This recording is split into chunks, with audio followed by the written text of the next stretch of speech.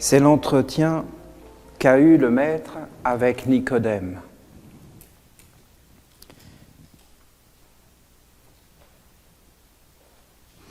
Écoutez, je vais vous le lire d'une traite, et puis après,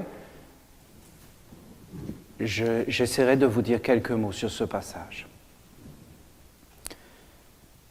Il y avait parmi les pharisiens un homme du nom de Nicodème, un notable des Juifs. Il vint de nuit trouver Jésus et lui dit : « Rabbi, maître, nous le savons, tu viens de la part de Dieu comme un maître. Personne ne peut faire les signes que tu fais si Dieu n'est pas avec lui. » Jésus lui répondit : « En vérité, je te le dis, à moins de naître d'en haut, nul ne peut voir le royaume de Dieu. » Nicodème lui dit : « Comment un homme peut-il naître, étant vieux ? Peut-il une seconde fois entrer dans le sein de sa mère et naître ? » Jésus répondit : « En vérité, je te le dis, à moins de naître d'eau et d'esprit, nul ne peut entrer dans le royaume de Dieu. Ce qui est né de la chair est chair, ce qui est né de l'esprit est esprit. Ne t'étonne pas si je t'ai dit, il faut naître d'en haut. Le vent souffle où il veut, et tu entends sa voix. Mais tu ne sais pas d'où il vient ni où il va. Ainsi en est-il de quiconque est né de l'esprit. » Nicodème lui répondit : « Comment cela peut-il se faire ? » Jésus dit : « Tu es maître en Israël, et ces choses-là, tu ne les saisis pas. En vérité, je te le dis, nous parlons de ce que nous savons, et nous attestons ce que nous avons vu. Mais vous n'accueillez pas notre témoignage. Si vous ne croyez pas quand je vous dis les choses de la terre, comment croirez-vous quand je vous dirai les choses du ciel ? Nul n'est monté au ciel, hormis celui qui est descendu du ciel, le Fils de l'homme. Comme Moïse éleva le serpent dans le désert, ainsi faut-il que soit élevé le Fils de l'homme, afin que quiconque croit ait par lui la vie éternelle.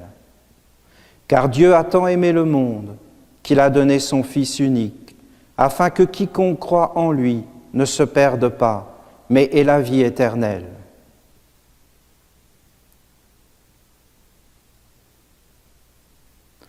Je vous passe un peu, parce que ça c'est vraiment quelque chose qui a été mis par l'Église pour aller chercher les êtres. Alors je vous passe ce passage. « La lumière est venue dans le monde, et les hommes ont mieux aimé les ténèbres que la lumière, car leur œuvre était mauvaise. Quiconque en effet commet le mal est la lumière, et ne vient pas à la lumière, de peur que ses œuvres ne soient démontrées coupables. Mais celui qui fait la vérité vient à la lumière, afin que soit manifesté que ses œuvres sont faites en Dieu. » Écoutez, c'est vraiment un passage étrange. On a accepté ces textes comme des textes sacrés, mais c'est vraiment étrange comme discours. C'est vraiment un discours particulier. Vous voyez, parmi les pharisiens, c'est-à-dire parmi les dirigeants, parce que ce texte n'est pas un texte de 2000 ans, c'est un texte au-delà du temps, c'est un texte qui se passe en permanence. Ce n'est pas une histoire, les évangiles, c'est l'histoire de l'humanité tout entière. C'est ça qui est surprenant dans ce texte, c'est que quand on lit les évangiles, on sort du temps, on entre dans un espace où en fin de compte, c'est toujours actuel. Ce n'est pas l'histoire d'un homme, c'est l'histoire de tous les hommes, c'est l'histoire de ce qui se passe en permanence. Il y a toujours des pharisiens, il y a toujours des dirigeants, il y a toujours des hommes qui ont le pouvoir et qui dirigent le peuple. Nicodème est un dirigeant, il est un prophète, un chef d'État, un grand religieux, un cardinal.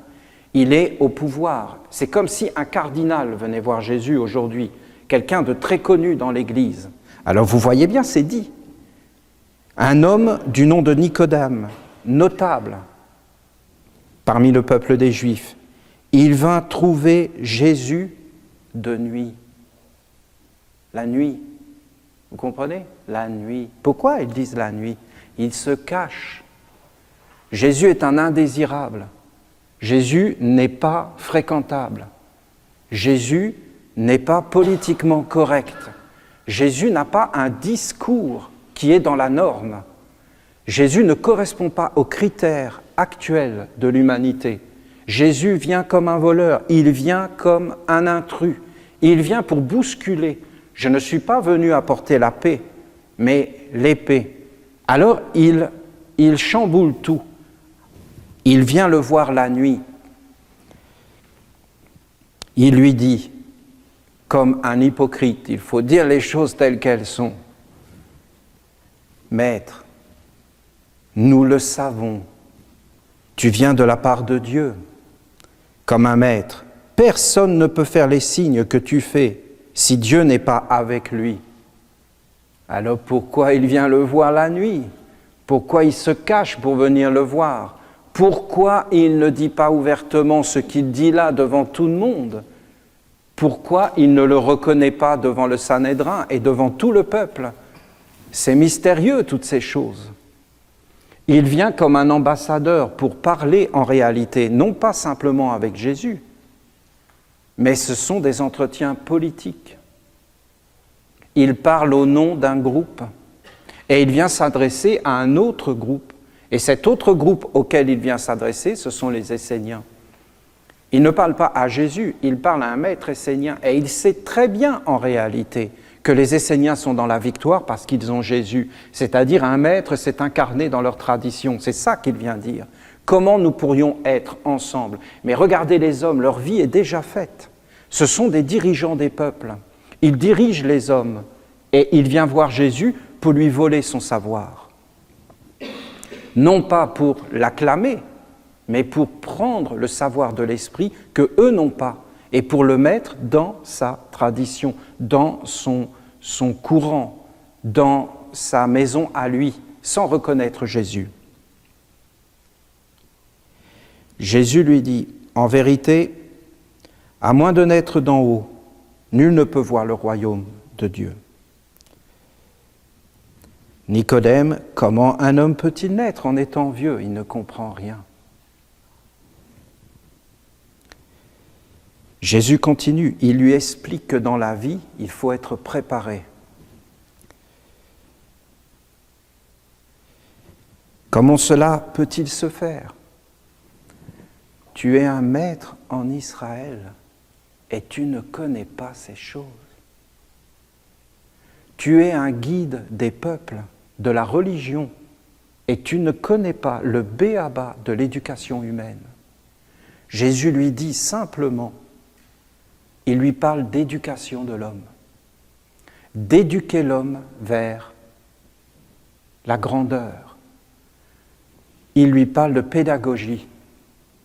Ça paraît être des mystères, mais il lui parle juste de pédagogie. Il lui dit, l'homme n'est pas sur la terre pour vivre que comme un corps, mais l'homme doit vivre sur la terre avec son corps pour aller vers un monde supérieur.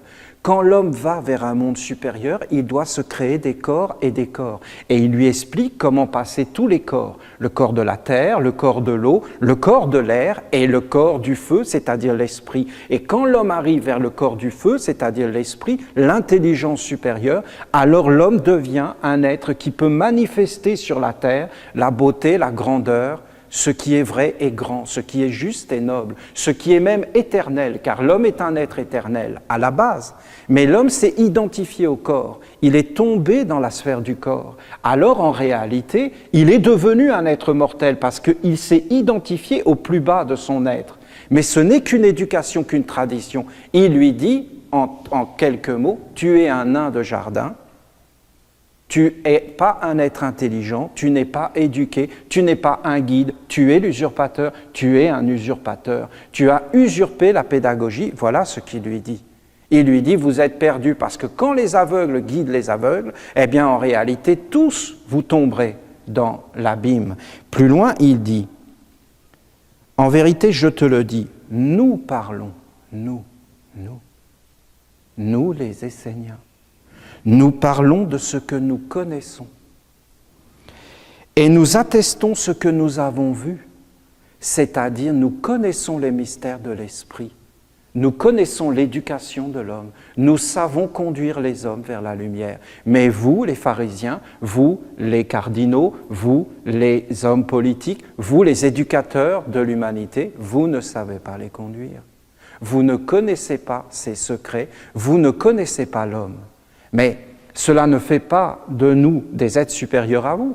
Nous voulons bien vous instruire. Mais pourquoi venez-vous la nuit nous voir ?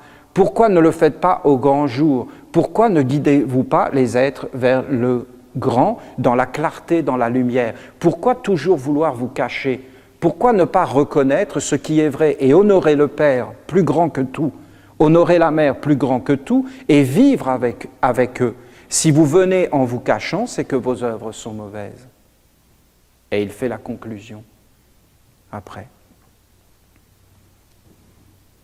Ce n'est pas comme ça qu'on interprète ces textes en général, vous voyez. Je vous dis que ces textes sont intemporels. Ils sont aujourd'hui. Il y a une bonne éducation, il y a une mauvaise éducation.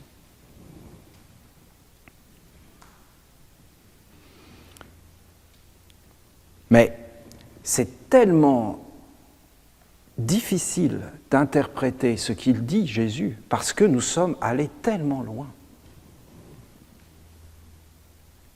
Si vous ne croyez pas quand je vous dis les choses de la terre, comment croirez-vous quand je vous dirai les choses du ciel ? Vous n'avez aucun moyen d'aller vers le ciel, vers l'esprit, parce que vous n'avez pas de corps. Comment entendre sans oreille ? Comment voir sans les yeux ? Comment sentir sans le nez ? Comment goûter sans la bouche ? Vous avez une bouche, vous avez des yeux, mais vous ne voyez que ce qui est mortel. Vous ne voyez pas ce qui est immortel, tout simplement parce que vous n'avez pas de corps. Le but de la vie, ce n'est pas de naître et d'avoir un corps, et de vivre simplement comme un corps. Le but de la vie, c'est de naître, de se construire un corps pour aller vers un autre corps. Celui qui ne se construira pas ce corps mourra. C'est pour ça qu'il parle de vie éternelle. La vie éternelle, ça se construit. Si l'homme ne fait rien, il meurt. Mais si l'homme comprend la vie et va vers le Père, ça veut dire l'esprit, alors il vit. Ce n'est qu'un langage. Regardez ce qu'il dit.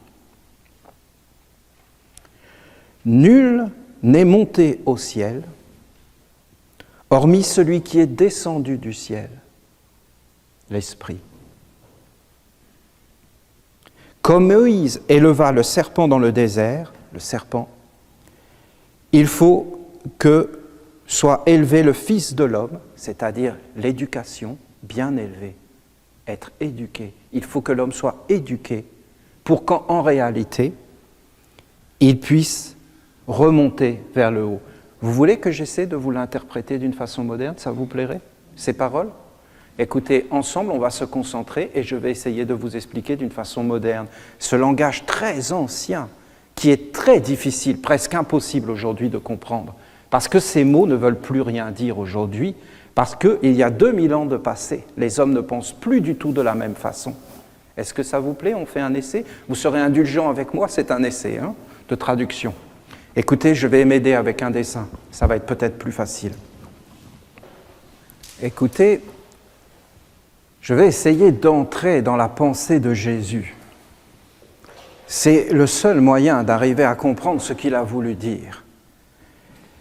Il a parlé d'une science colossale, de la création des mondes. C'est de ça dont il parle. Il a résumé dans ces quelques paroles, ou tout au moins ceux qui ont résumé ces paroles, la création des mondes.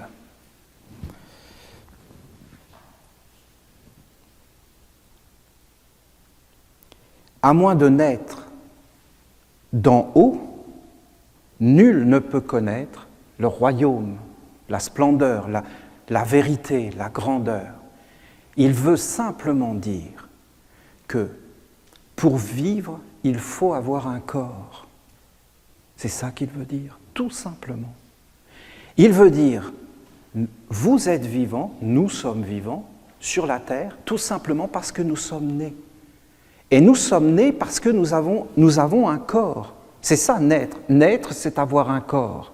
Tu dois naître, et pour naître, tu dois avoir un corps. Et quand tu as un corps, tu peux connaître, parce que tu as des organes, tu es constitué. C'est pas rien cette histoire. Je peux vous garantir qu'aujourd'hui, là, aucun homme sur Terre, aucun, ne comprend qu'on a un corps, qu'on est né, et qu'on vit dans un monde organisé, dans un cosmos. C'est incroyable d'avoir ce corps, ses doigts, ses yeux, ses sens.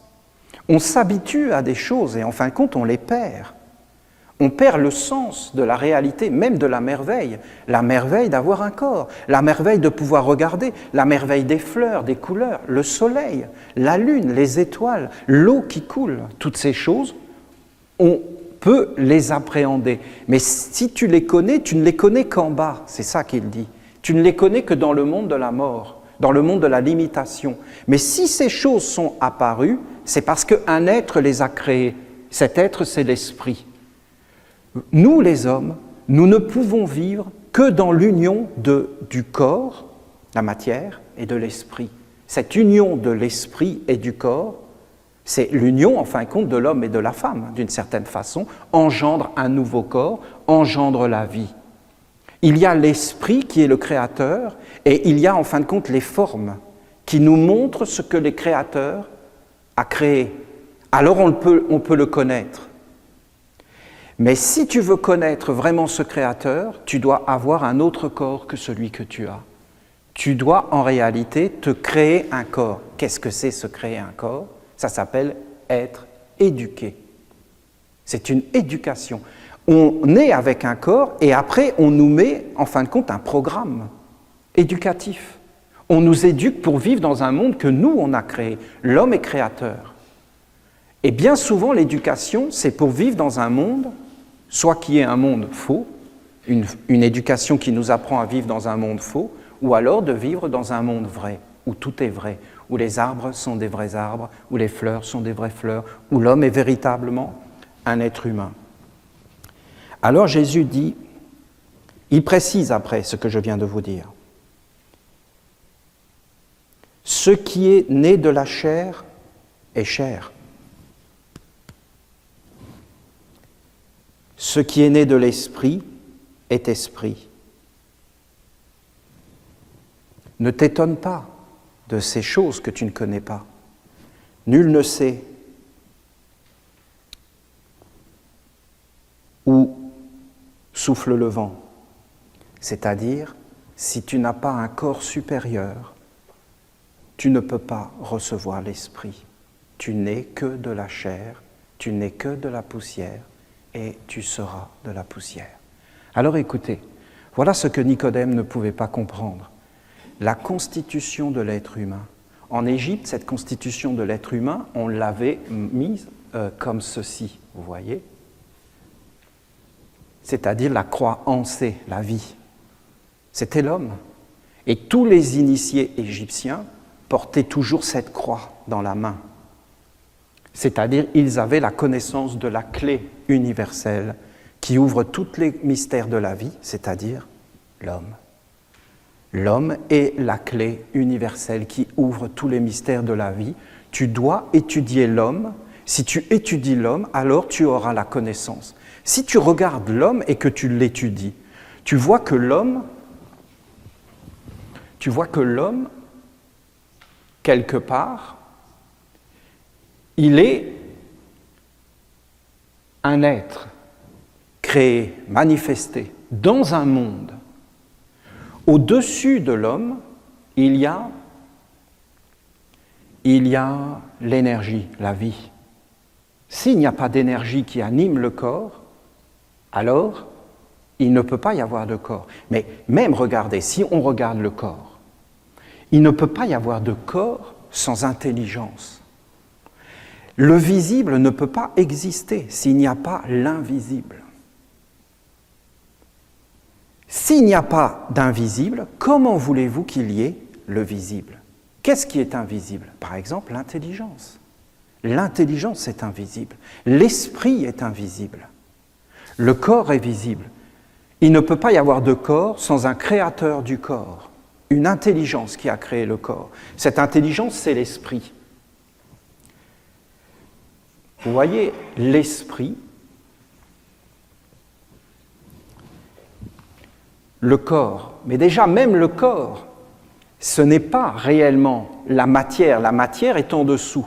Le corps est fait de matière, c'est ce que dit Jésus, la chair retourne à la chair est chair, la matière, mais l'esprit est l'esprit. Il y a bien deux mondes, il y a deux pôles. Il y a un pôle positif et il y a un pôle négatif. Et entre les deux pôles, il y a une circulation d'énergie.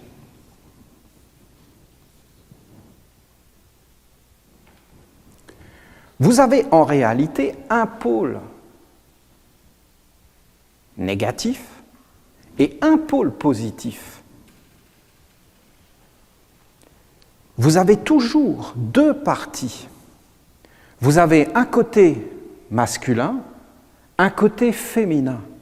Et entre les deux, il y a des attractions. Vous avez en réalité, vous avez l'homme, la femme. Je vous ai déjà expliqué, l'homme, par exemple, est négatif dans sa tête. Il est une femme. L'homme est une femme dans sa tête, négatif. C'est un pôle. Ne mettez pas négatif dans le sens d'être négatif, d'accord ?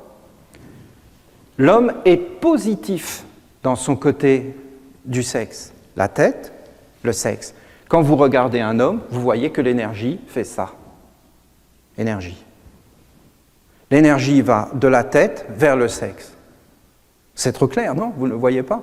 Et quand il a la tête qui gonfle, il a le sexe qui rétrécit. Et quand il a le sexe qui grandit, il a la tête qui diminue, non ? Vous ne trouvez pas ? Et c'est une question de sang, c'est-à-dire d'eau. Jésus parle de ça. Il parle de ça. Il parle de l'eau, le sang qui va du sexe vers la tête, et de la circulation des énergies entre deux pôles. Nous sommes polarisés, nous sommes des êtres polarisés, nous sommes des êtres aimantés. Nous avons des attractions. Il y a une attraction entre l'homme, tête, sexe. Il y a une attraction entre l'homme et la femme, parce que la femme est négative dans son sexe. Vous voyez bien que l'énergie va comme ça. Et vous voyez bien que la femme est positive dans sa tête. L'énergie va du sexe vers la tête. Une femme, plus elle se sent désirée, adulée, plus elle devient spirituelle. Elle a tous ses moyens. Plus il perd ses moyens, plus elle les gagne. Non ? Écoutez, c'est la logique même de la vie. La femme va dans ce sens-là. L'homme féconde la femme féconde l'homme. Regardez, c'est des lois, des échanges et des forces de circulation. Ce que l'on retrouve dans l'homme et dans la femme, même au niveau du sexe, c'est-à-dire l'homme est porteur de semences, la femme est porteuse de rien. Et en réalité, dès qu'elle reçoit la semence, elle devient le tout. Et elle devient elle-même ensemence, quelqu'un qui ensemence le monde. Qu'est-ce que c'est mettre un enfant au monde ? C'est faire apparaître tout un monde sur la terre. Cet enfant, il va parler, il va chanter, il va créer le monde. On parle bien des esprits créateurs. L'homme et la femme sont les porteurs d'écritures sacrées, éternelles, qui ont créé le monde. Mais tous les êtres sont porteurs de ces écritures. Ce sont les deux principes. Là, quand je vous les dessine comme cela, vous les avez dans le côté horizontal, c'est-à-dire dans ce côté-là. Et il y a le côté vertical, dont on ne parle jamais. C'est une question de polarisation. Dans le corps, être un homme, être une femme, c'est une polarisation du corps. Ce n'est pas plus que ça. Mais en réalité, si tu regardes une autre polarisation du corps, tu verras qu'en réalité, le corps physique est féminin. En cela, nous sommes tous des femmes, en dehors de notre polarisation du corps. Nous sommes tous des femmes parce que nous avons un corps. Et dans l'esprit, nous sommes tous des hommes. C'est le grand mariage, c'est la grande union. L'union avec un monde supérieur. C'est la véritable éducation. Le côté vertical, le côté horizontal.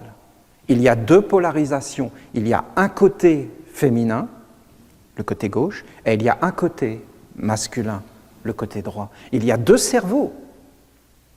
Il y a un cerveau qui est plus masculin, un cerveau qui est plus féminin. Nous avons ces deux polarisations. Même la science aujourd'hui le reconnaît, et la circulation des énergies et toutes ces choses, toutes les observations montrent cette circulation d'énergie. Pour qu'une chose existe et qu'elle apparaisse et qu'elle ait un corps, il faut qu'il y ait une polarisation. Rien ne peut exister sans polarisation, sans force et énergie qui circulent entre les deux, sans échange. La vie n'est faite que d'échanges. Regardez par exemple, j'ai peur. J'ai peur.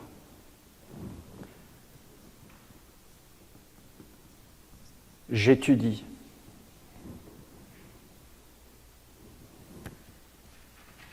Je me suis fait un corps. Un corps de compréhension, je n'ai plus peur, parce que je comprends. J'ai toujours peur de ce que je ne comprends pas. J'ai peur. J'étudie.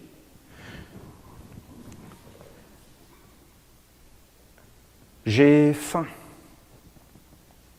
Mais je mange.